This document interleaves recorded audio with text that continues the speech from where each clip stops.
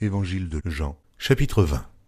Le premier jour de la semaine, Marie de Magdala se rendit au sépulcre dès le matin, comme il faisait encore obscur, et elle vit que la pierre était ôtée du sépulcre. Elle courut vers Simon-Pierre et vers l'autre disciple que Jésus aimait et leur dit « Ils ont enlevé du sépulcre le Seigneur, et nous ne savons où ils l'ont mis. » Pierre et l'autre disciple sortirent et allèrent au sépulcre. Ils couraient tous deux ensemble, mais l'autre disciple courut plus vite que Pierre et arriva le premier au sépulcre. S'étant baissé, il vit les bandes qui étaient à terre. Cependant, il n'entra pas. Simon, Pierre, qui le suivait, arriva et entra dans le sépulcre. Il vit les bandes qui étaient à terre, et le linge qu'on avait mis sur la tête de Jésus, non pas avec les bandes, mais plié dans un lieu à part.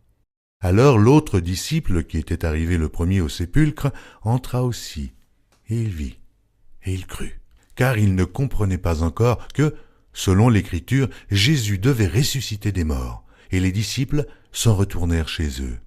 Cependant, Marie se tenait dehors près du sépulcre et pleurait. Comme elle pleurait, elle se baissa pour regarder dans le sépulcre. Et elle vit deux anges vêtus de blanc, assis à la place où avait été couché le corps de Jésus, l'un à la tête, l'autre aux pieds. Ils lui dirent « Femme, pourquoi pleures-tu » Elle leur répondit « Parce qu'ils ont enlevé mon Seigneur, et je ne sais où ils l'ont mis. » En disant cela, elle se retourna, et elle vit Jésus debout.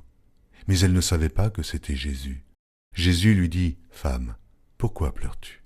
Qui cherches-tu » Elle, pensant que c'était le jardinier, lui dit « Seigneur, si c'est toi qui l'as emporté, dis-moi où tu l'as mis, et je le prendrai. » Jésus lui dit « Marie. » Elle se retourna et lui dit en hébreu « Rabouni », c'est-à-dire « Maître. » Jésus lui dit « Ne me touche pas, car je ne suis pas encore monté vers mon Père, mais va trouver mes frères, et dis-leur que je monte vers mon Père et votre Père, vers mon Dieu et votre Dieu. » Marie de Magdala alla annoncer aux disciples qu'elle avait vu le Seigneur et qu'il lui avait dit ces choses.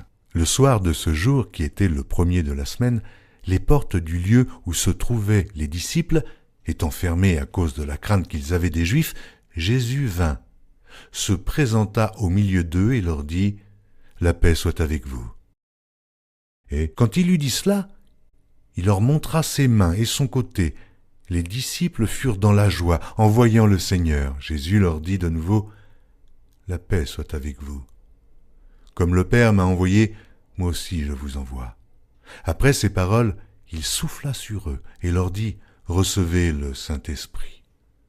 Ceux à qui vous pardonnerez les péchés, ils leur seront pardonnés. Et ceux à qui vous les retiendrez, ils leur seront retenus. » Thomas, appelé Didyme, l'un des 12, n'était pas avec eux lorsque Jésus vint. Les autres disciples lui dirent donc « Nous avons vu le Seigneur. » Mais il leur dit « Si je ne vois dans ses mains la marque des clous, et si je ne mets mon doigt dans la marque des clous, et si je ne mets ma main dans son côté, je ne croirai point. » 8 jours après, les disciples de Jésus étaient de nouveau dans la maison, et Thomas se trouvait avec eux. Jésus vint. Les portes étant fermées, se présenta au milieu d'eux et dit « La paix soit avec vous. » Puis il dit à Thomas « Avance ici ton doigt, et regarde mes mains. Avance aussi ta main, et mets-la dans mon côté, et ne sois pas incrédule, mais crois. » Thomas lui répondit « Mon Seigneur et mon Dieu. » Jésus lui dit « Parce que tu m'as vu, tu as cru.